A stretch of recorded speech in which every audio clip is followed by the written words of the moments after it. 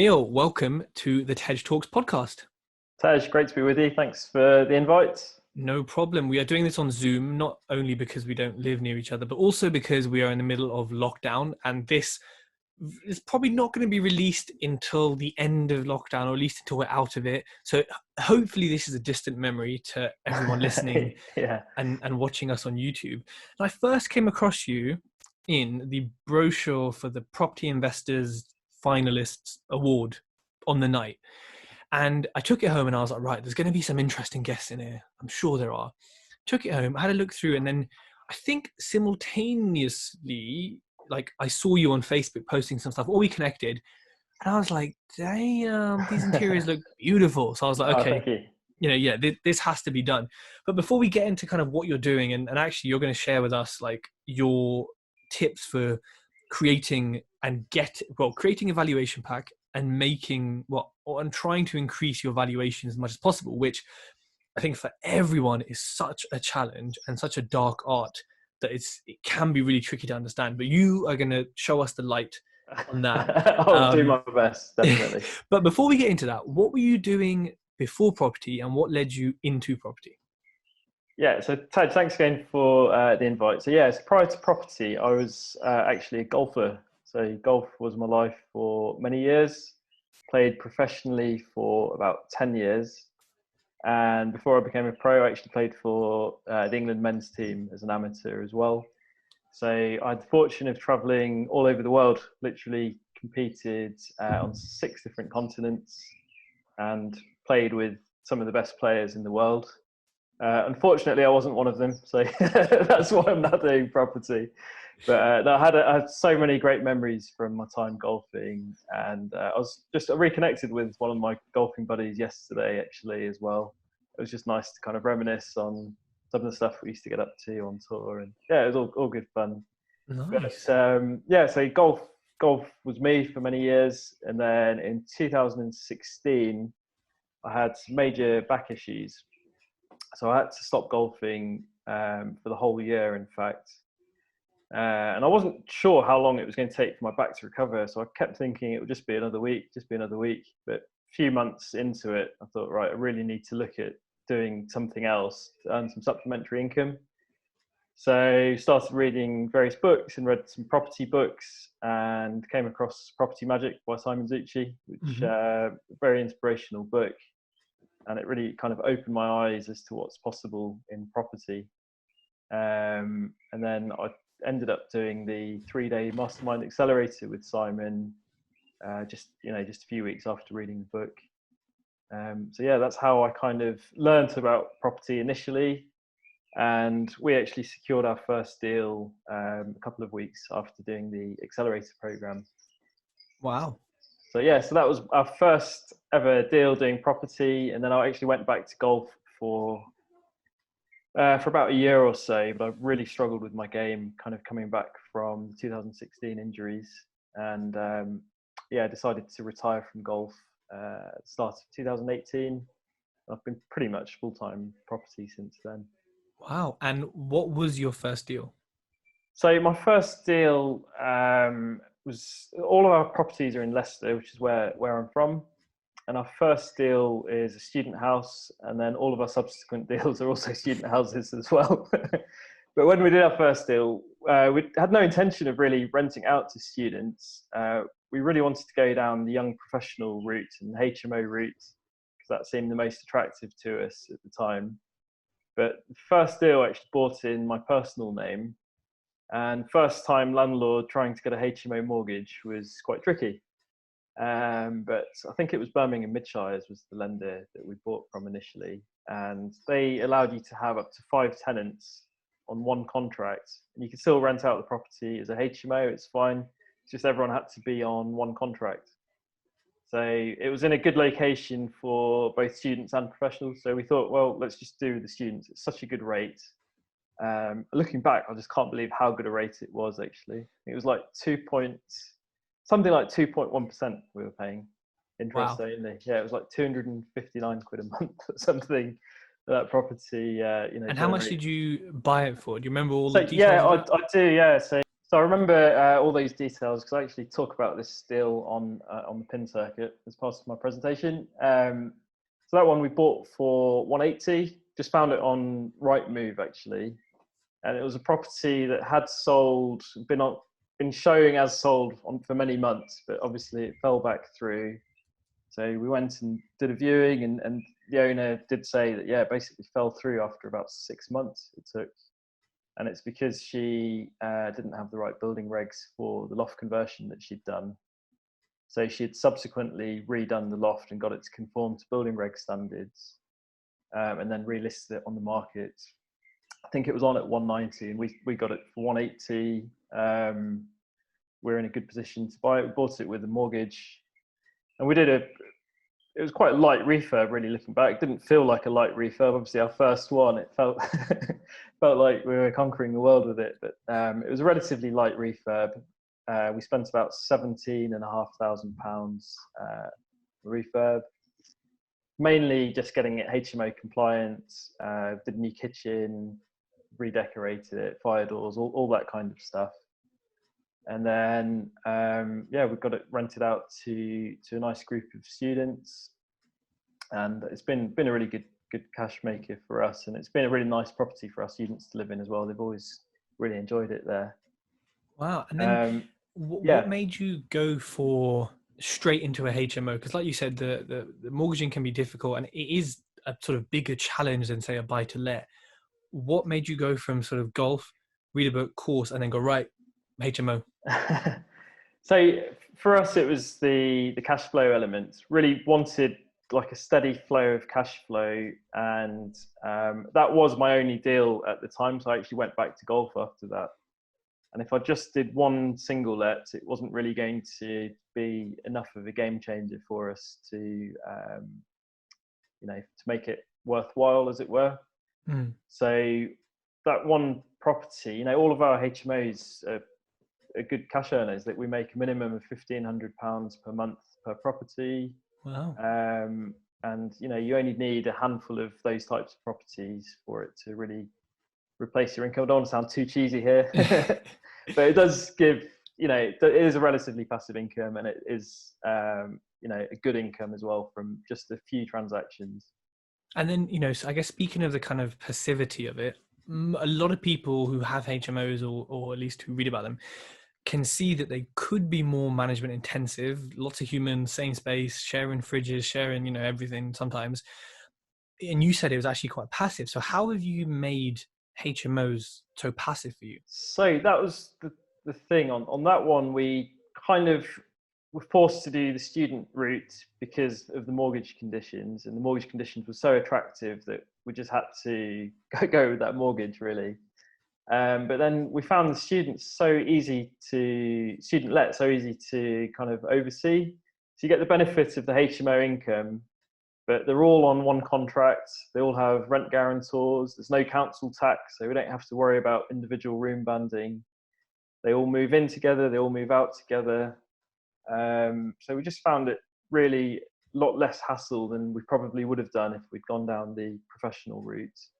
And we really like the student accommodation, student market as well, because there aren't too many people doing the high-end student HMOs. There's a lot of the purpose-built blocks, which are all brand spanking new, very modern, very small, and very expensive. And there's a lot of really, really poor student accommodation in terms of shared student housing as well. And there's really not that much in the way of high-end student HMOs, but there's still the demand for that because students, they have their first year in the purpose-built stuff, paying a fortune, and then they want to still live with their friends. But they're used to kind of that nice, modern, clean environment, and that's just not really on offer to them. So we've kind of built up a small portfolio of student houses, and they do tend to rent out very quickly. Very interesting. So we'll get to your kind of growth in a second, but then, so are all of your houses, so they're all student lets, but are they all on the same AST? Is that something you have throughout all your properties? Yeah. So each property has its own AST.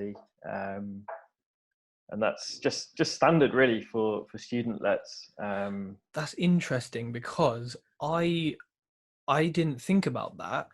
because obviously with professionals, you could never really do that, and they probably would never want to sign it. But with students, it's sort of quite normal to like flat share. But then I wonder how many other people are doing that, because, you know, I hear, well, I know with students, you don't necessarily, once they move in, they're there until the academic year. But I think maybe that's something that people haven't talked about or has been open in, I don't know, the knowledge of HMOs, because a lot of people I speak to don't realize that aspect, which, like you said, can make it even more passive because there's so much joint liability with the guarantors. So Absolutely, yeah. yeah, I think that's a It's an really good interesting one. We didn't think about it too much at the time when we went down that route. We did it because the mortgage was so cheap and we're first-time landlords, and that was kind of the only route we could go down. But then as we did it, we kind of realized the benefits of it. So now we just, that's all we do. We just love the student market. So we make our properties to a very high spec. So they're suitable to professionals if we wanted to rent to professionals. But our just preferred market is to the student market. And yeah, for those reasons, really. And then, but with, I guess with HMOs in general, people argue, you know, you should diversify, have HMOs, have buy-to-lets, just because of regulation, legislation, voids, blah, blah, blah. But you have gone HMOs only and students only. Where do you see the risks in that people should be aware of? So yeah, there are challenges to students, and it's not all glory with students. There are a few advantages over professional HMOs to students. And the main thing, really, professional HMOs, you don't have to be confined to being next to a university. And a lot of universities in the areas around have Article 4 as well. So with the HMO market, you still want to be quite central and close to city centres and really industrial areas or high areas of employment. But you can expand your horizon slightly more than within a mile of a student campus. Yeah. And also with professionals, you're not worried about the timing. With students, it's hard to time. So you do refurbs and they are hard to time in line with the academic year. And you might have to, you might have to put in professionals for 6 months if the timing's off. Whereas with professional HMOs, as soon as your project's done, you can start letting out rooms straight away. So they're the main kind of disadvantages of students. And what was the question again? So I guess like what was the so those are the kind of disadvantages, but what are the risks from like a, so if we ignore refurbs and ignore risks, the management, like what are the risks of, you know, let's say certain legislation changes, or like what are your risks that you can't control? Yeah, absolutely. Okay, so the main risk is the student bubble might burst. If a university closes down, you could be stuck. You know, if you've got a university that's in a slightly remote location and it closes down, all of a sudden you've got a property that you're just going to really struggle to rent to any other tenant type. So one of the things that kind of we've done to negate that is we're lucky in Leicester. Both the universities are very central, both close to the city centre. So our properties, we feel, can easily shift to a different tenant type. But that is something to be cautious of. If your university is in a remote location, and particularly if they haven't really invested in their infrastructure recently, the universities, it might make you question their sustainability long term. So that's something I always tell people, is just to make sure that your university, keep an eye on it and make sure it is investing in its infrastructure, because then you know it's planning to be there long term. Because I have heard stories of universities just completely relocating their campus. Yep. And it can leave you in a bit of a mess there. And then I guess the other risk is there is a big rise in purpose-built student accommodation. But for us, it's kind of been a bit of a blessing, because without they are very expensive, the purpose-built stuff. And without that, I don't know if we would be able to charge such a premium on our student HMOs. But because the students get accustomed to paying those high rents in their first year, you know, they're willing to pay a premium for really top end student houses. And we still feel like we're delivering good value even at those high rents. Yeah. Yeah, I'd say they're the biggest risk. I think they're important that we speak about them, right? Because it's easy to hear what you're saying and then hear, you know, 1,500 per house, but then to not see the other half. So it's good that we kind of share that with people. And I think what you mentioned there is like they're happy to pay more, and you will have people who are always happy to, it's not like you're crazily amount more than them because of the quality. And like it's easy to just do a HMO, right? Like a bed, a table, and magnolia, and it will rent for how long, who knows, and for what rate, not as good as yours. That's the really important thing. But when did you realize, or was it from the beginning, that you should go high end because it'll be better for you in the long run? Yeah, and interestingly, going high end doesn't actually cost that much more on a Yeah. refurb. And we looked at it that if we spend an extra £1,500 on the decorating side of things, and that's the bit that really makes your property stand out, is that end finish. And if that helps us achieve an extra £10 per person per week, on a 6-bed HMO, for example, that's like £3,000 extra in annual rent. So it's like a 200% return on that extra £1,500 invested. And also, not only will you be able to achieve premium rent, it will actually rent out much quicker as well, and create that additional demand for your property. So it has like a win-win in both respects there. I guess the only thing is when you're really targeting the luxury market is you need to really deliver on that. You do need to have good quality accommodation. So I'm sure we'll talk about some of the other properties, but we've been able to rent out properties that are still building sites based on the quality of our other properties. Because students secure their properties many, many months before they actually move in. So when they're expecting good quality, we have to really deliver on that. And we always try to over-deliver on that side of things. No, I'm glad you said that, because I think there's like two camps in property. There's one who are just like, oh, we'll just do a house because rental demand is so strong everywhere, whether it's a buy-to-let HMO or whatever, and it will rent, which it will. Like, you can't deny that, it will. But then there's the other camp, which I think we're both in, and a lot of listeners are in, which is let's make it look good. Like, let's make it functional, design, absolutely. make it work well, because as humans, we like nice looking things. And what you said about speed, that's something that I used to not think about. Like getting, the shorter it takes to get rent in, to get someone in, the more money you make and the more you recoup your initial cost quicker. And that's why, having a good agent, good advertising, which we'll get to, is all important. But the fact that you can sell rooms based off your previous says a lot about, people's trust in your quality. So if we go back to your story, you had that one HMO, you went back into golf, and then you came back out of golf. And then was it quite an easy decision to be like, yeah, we're doing property now full time? Right. So it wasn't. No, it was a difficult decision for me to step away from golf. The property that we did, it was kind of very successful for our first deal. We were very pleased with how it turned out, and how it turned out so quickly as well. And that really gave us a bit of a feel and a desire to do more property. And I guess I found my last year golfing, I had one eye on property and one eye on golf, and my focus, I guess, was it was too dispersed. It wasn't like focused enough just in one area. But as I kind of struggled with my golf and with my injuries in that final year, I did decide to retire. And it was tough because it was a dream of mine to try and make it at the highest level as a pro. And I had some success, and I won some televised events and stuff on Sky Sports, but never really made it to the highest level.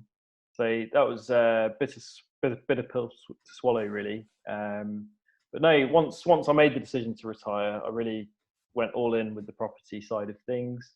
And I ended up doing the main Mastermind program with Simon Zutshi. So did a full 12-month program and really pushed myself in those 12 months, and probably for a further 6 months after that program, really, really pushed myself hard just to try and hit my targets. And, speaking of property education, I know that program with him costs 20 grand. Something like that, yeah. I think it was slightly less when we did it, but yeah, it was around 18, I think, when we did it. And it's a big investment. It's a big investment. It's one that I think, like, to be honest, I think Simon has quite a good reputation, and I think actually looking at a lot of people who've been on my podcast, a lot of them have been mastermind winners or blah, blah, blah. I don't know him or anything about the course, but thinking about it, it's quite a clean reputation there, which is very unusual in the training No, industry. I mean, he's so ethical. Like his whole ethos is about ethical investing, and that's one of the things that really drew me towards his coaching over other people. It's certainly not like a shark like you hear of other things. Mm. And although it's 18 grand, it's time, it's money well invested if you can actually commit for a full year to that program. You know, it paid for itself many times over from my point of view, and it was a great decision. I'm really pleased that I went on it. And do you think you could have done it without that training? I think it would have taken me a lot longer to do, like, because we didn't have limitless funds of cash to throw into properties. Mm. One of the main things for me to go on the training, one of the main factors behind going on the training was to learn about how to creatively finance deals, to work with investor finance, to work with commercial finance as well. And before the Mastermind program, I didn't know too much about bridging finance, and I didn't know how to go about approaching investors to try and earn income. And then that's pretty much all I do these days. So I probably would have got there eventually, but certainly not in the speed. I wouldn't have had that speed. Yeah. It really focuses your mind that 1 year. And then, in that 1 year, talk me through, I'm sure many things happened, but talk me through some of maybe the highlights in terms of how your portfolio grew. Do you want to go through some deals? Yeah, absolutely. Happy to go through that. So the first deal that I did, that I mentioned, which I did in 2016, I was on like a 2-year fixed mortgage with that. And because I went back to golf, I wasn't in a rush to refinance that property or anything like that. But actually in my Mastermind year, it was due to refinance. And that's kind of where I discovered the importance of creating valuer packs as well. So when that property was due to be refinanced, although it was a relatively lightish refurb, 17.5K refurb, the property did look much better than when we bought it. So I really wanted to try and maximize the end valuation on that, to pull out some more cash and to reinvest it as well.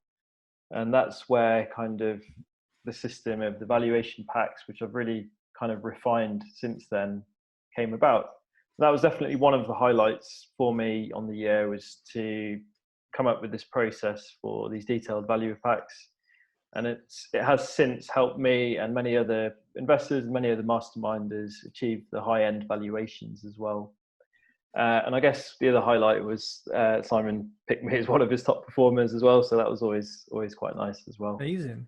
And how many houses or HMOs did you buy? So from the point you went like full-time and golf was, done, to, well, I guess to now actually. Yeah. How many have you bought in total? So it's not that many, but so there's one that I did pre-Mastermind, and I did 4 deals on Mastermind, 3 of which were HMOs, and one of them was a bigger deal which we're working on at the moment, which is a block of 11 studio flats as well.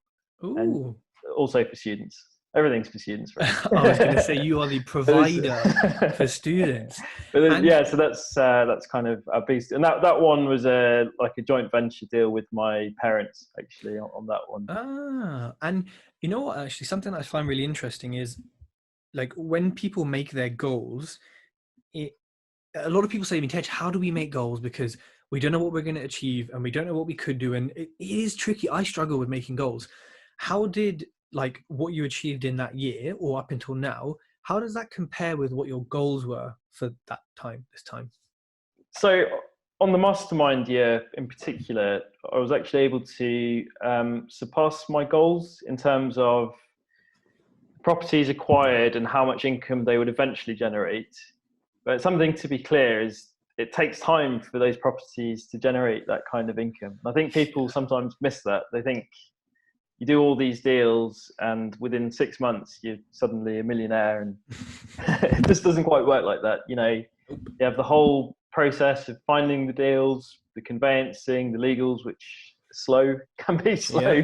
Yeah, always. Yeah. And then we do very heavy refurbs on our properties now as well, which, sometimes can take several months as well. And then you rent it out, and then it becomes relatively passive income generating. So in terms of the deals that I acquired in my mastermind year, I did more than I was expecting, and more that I'd set myself a target to. And I actually didn't set myself a target in terms of number of deals. I did it based on how much cash flow they were going to generate. So I had like a cash flow target, and then you kind of work backwards to see, well, how many deals do you need to get generating X amount of income, which total that cash flow. So that's kind of how I worked it. And in terms of goal setting, that was something that was drilled into me from my golfing days as well. I did a lot of goal setting on there. And I think it's something you really want to think about, why you want to do property. And if it's just to have a bit of income on the side, or is it something you want to do full time so that you can really truly replace any income you're generating from work. And you have to think about it quite hard, really, and to come up with a number, and then you can work back from there to see how best to go about achieving that number.